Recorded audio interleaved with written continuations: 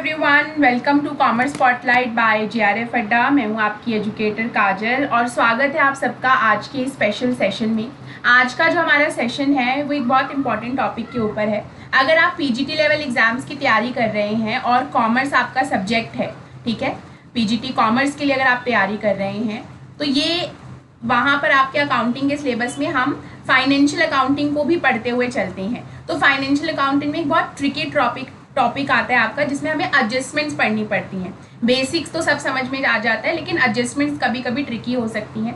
तो आज मैंने कोशिश की है कि आज की जो क्लास है इसमें हम सारे एडजस्टमेंट जो आपको बेसिकली एग्जाम में देखने को मिलते हैं प्रोमिनेंटली, उनको इस वीडियो के थ्रू कवर कर सके और डाउट्स को कुछ हद तक क्लियर कर सके।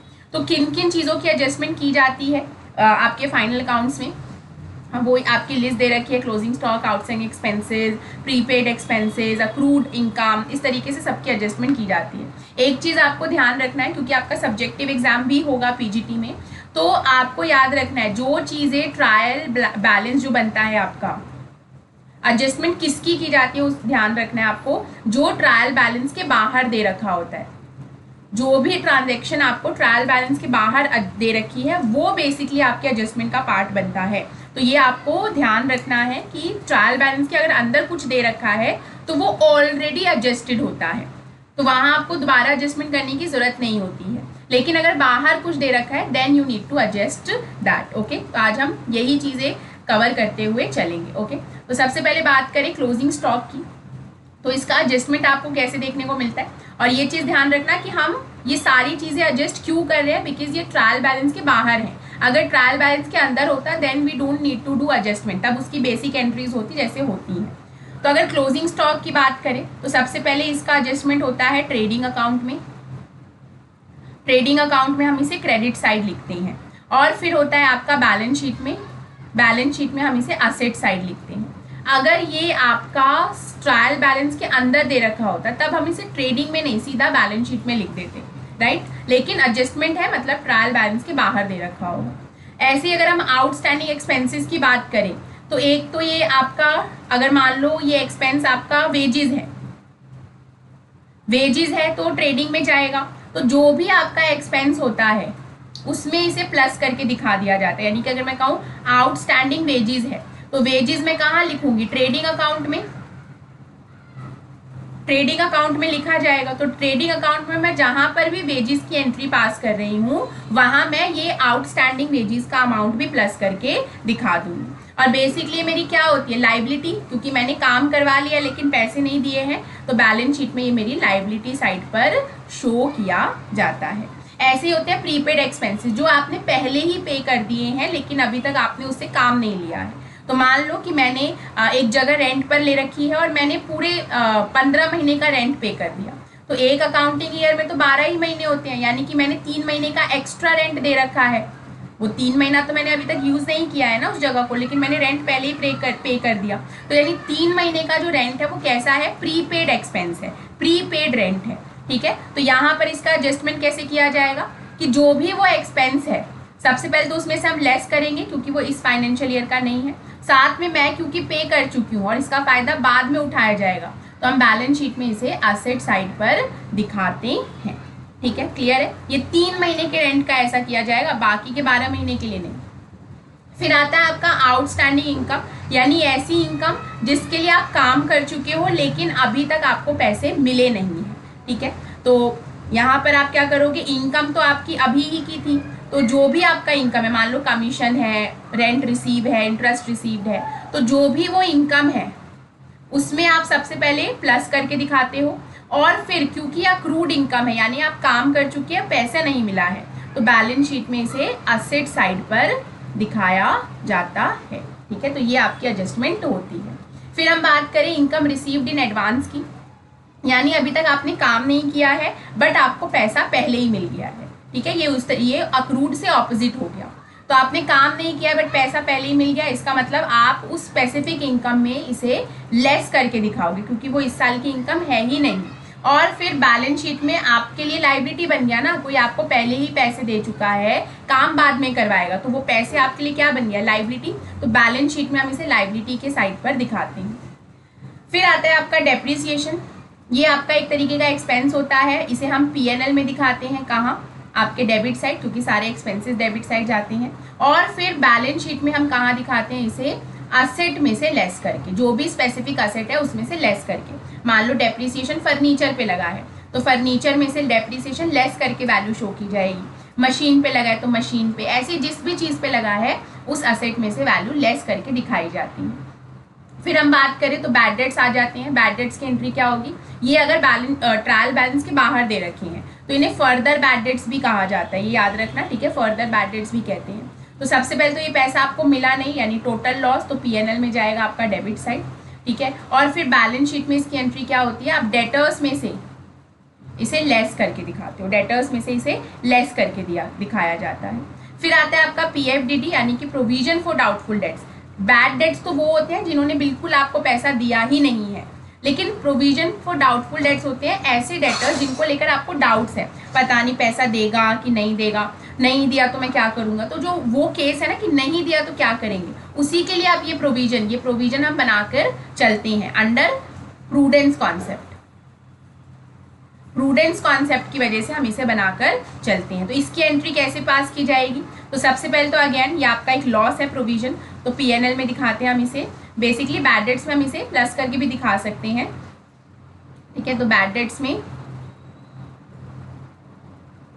इसे प्लस करके दिखाया जाता है, और साथ में बैलेंस शीट में डेटर्स में से माइनस करके दिखाते हैं।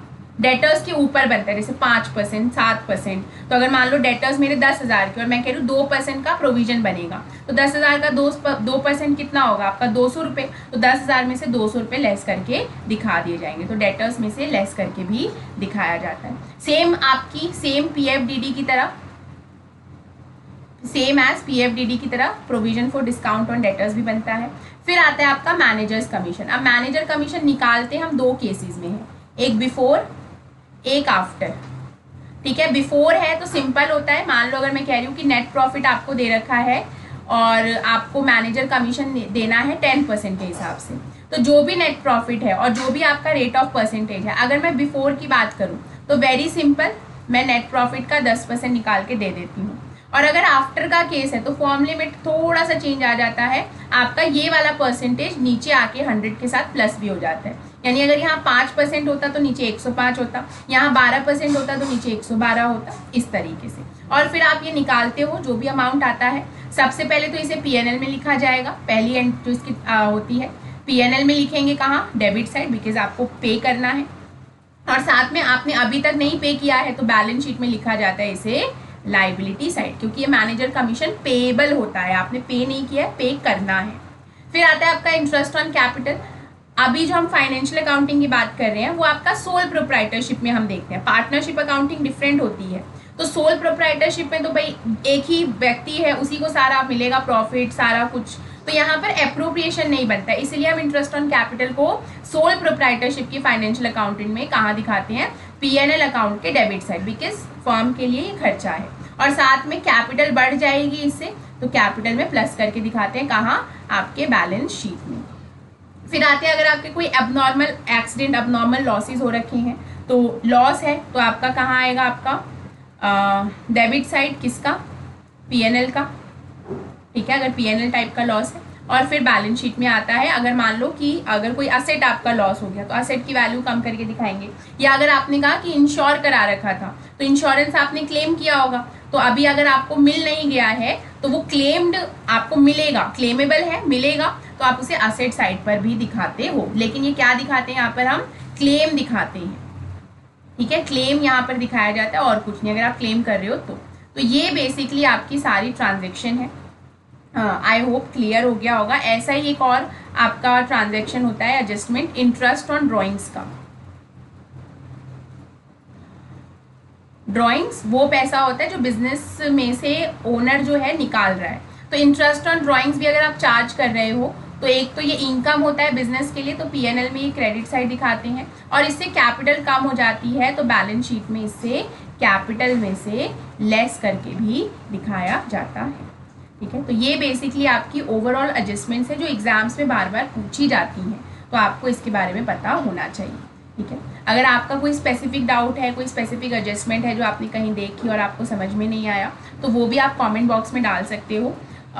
मैं उसे ज़रूर उसके ऊपर भी वीडियो बनाने की कोशिश करूँगी, ठीक है। और अगर कोई स्पेसिफिक टॉपिक है जिसे आप समझना चाहते हैं तो उसे भी कमेंट करके बताइएगा, ताकि मैं आपके लिए उस टॉपिक के ऊपर भी वीडियो लेकर आ सकूँ, ठीक है। चलिए, अगर आप यूपीएलटी ग्रेड की तैयारी कर रहे हो और डिटेल में पढ़ना चाहते हैं, पीजीटी लेवल एग्जाम्स के लिए और डिटेल में पढ़ना चाहते हैं, तो आपका ये बैच रनिंग है। आयुषी मैम और मैं आपके लिए बैच केटर कर रहे हैं। अभी क्लासेस लाइव हैं, चल रही हैं, तो आप ये बैच ज़रूर ज्वाइन कर सकते हैं और बेसिक से अपनी तैयारी शुरू कर सकते हैं। साथ में अगर हम बात करें, अगर आप दिसंबर 2025 की तैयारी कर रहे हैं, यूजीसी नेट दिसंबर 2025, तो आपका बैच रनिंग है, अभी भी देर नहीं हुई है, you can still join this batch, ठीक है। और अभी आपका ऑफर भी चल रहा है नवरात्रि का NVR20, तो इस ऑफर कोड का इस्तेमाल करके आप एडिशनल 20% का डिस्काउंट हासिल कर सकते हैं। सभी कोर्सेज, सभी टेस्ट सीरीज जो JRF अड्डा के ऊपर अवेलेबल है, लिमिटेड पीरियड के लिए ऑफर दिया गया है आपको नवरात्रि के मौके पर, तो be quick for this to avail this offer.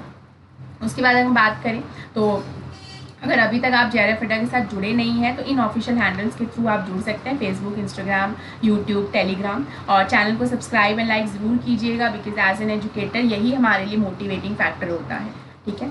चलिए, तो आई होप और ऐप भी ज़रूर डाउनलोड कर लेना, बिकॉज ऐप के ऊपर भी आपको बहुत सारे बेनिफिट्स देखने को मिलते हैं जो आप बिल्कुल फ्री ऑफ कॉस्ट उठा सकते हो। जैसे आज संडे था तो आज एक mock test all India level का था। ऐसे ही जितनी भी यूट्यूब क्लासेस की फ्री PDFs होती हैं, टेस्ट होते हैं, आपको डेली टेस्ट दिए जाते हैं, तो वो सब आप बिल्कुल ज़ीरो कॉस्ट के ऊपर वो बेनिफिट्स अवेल कर सकते हो। तो यू बेटर अवेल इट, क्योंकि उसमें कुछ भी आपका पैसा नहीं लगेगा।